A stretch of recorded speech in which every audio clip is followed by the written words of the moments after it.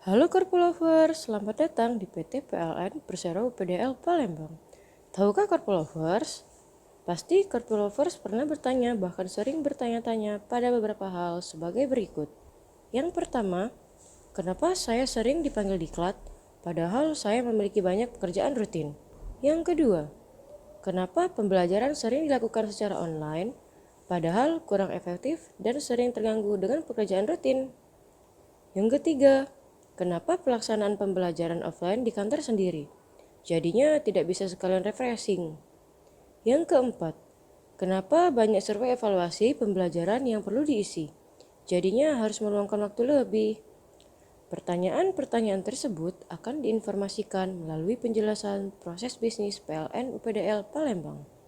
Jangan di-skip ya. Proses bisnis pembelajaran di PLN UPDL Palembang ada 4 tahapan.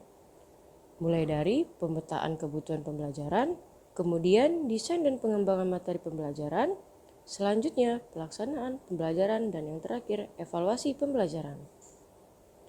Pada proses bisnis pemetaan kebutuhan pembelajaran menghasilkan beberapa program.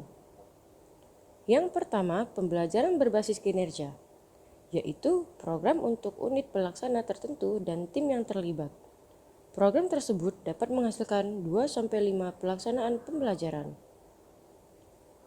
Yang kedua, pembelajaran penugasan, yaitu program pemenuhan kompetensi untuk tim khusus seperti kepemimpinan, manajemen risiko, kepatuhan, tanggap darurat, dan lainnya. Program tersebut dapat menghasilkan 1-3 pelaksanaan pembelajaran. Yang ketiga, pembelajaran KKJ, yaitu program pemenuhan kompetensi jabatan. Program tersebut dapat menghasilkan 1-2 pelaksanaan pembelajaran. Karena program tersebut, maka Korpulovers bisa dipanggil diklat berkali-kali dalam 1 tahun. Selanjutnya, untuk menyiapkan kebutuhan pembelajaran Korpulovers, maka tim PLN Pusdiklat dan UPDL Palembang melakukan proses bisnis penyiapan materi pembelajaran melalui 5 kategori.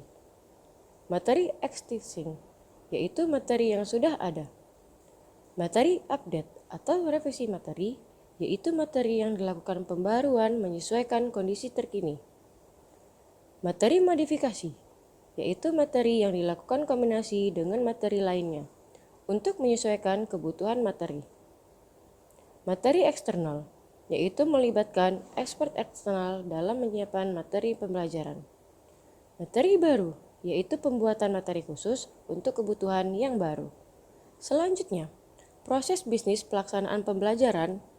Untuk pembelajaran level kompetensi dasar dan atau tidak membutuhkan praktik khusus, maka pembelajaran dapat dilaksanakan secara online, baik secara self-learning yaitu pembelajaran tanpa instruktur, maupun digital learning yaitu pembelajaran melibatkan instruktur. Untuk pembelajaran level kompetensi, melaksanakan dan atau membutuhkan praktik khusus, maka pembelajaran dapat dilaksanakan secara offline, baik secara in-class training di UPDL maupun di in-house training di unit peserta. Menyesuaikan kebutuhan dari unit Korpulovers untuk pembelajaran dengan kapasitas peserta yang sangat banyak, dibutuhkan penyelenggaraan secara hybrid karena penjelasan di ataslah, maka peserta bisa ikut diklat secara online ataupun offline. Yang terakhir, proses bisnis evaluasi pembelajaran yang bertujuan untuk memastikan bahwa pembelajaran merupakan salah satu usaha dalam memperbaiki kinerja dan produktivitas perusahaan. Memastikan bahwa dana yang digunakan dapat dipertanggungjawabkan.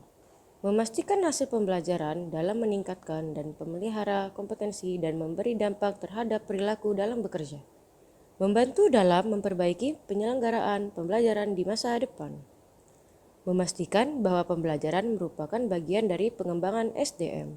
Untuk pembelajaran KKJ dan penugasan, evaluasi pembelajaran yang diukur yaitu evaluasi level 1 dan 2. Sedangkan untuk pembelajaran TNA PBK, evaluasi pembelajaran diukur melalui level 1 dengan sampai ROX. Sekarang Korpulovers sudah tahu kan betapa pentingnya evaluasi pembelajaran? Jadi jangan bosan mengisi survei ya. Demikian video proses bisnis PLN UPDL Palembang. Terima kasih.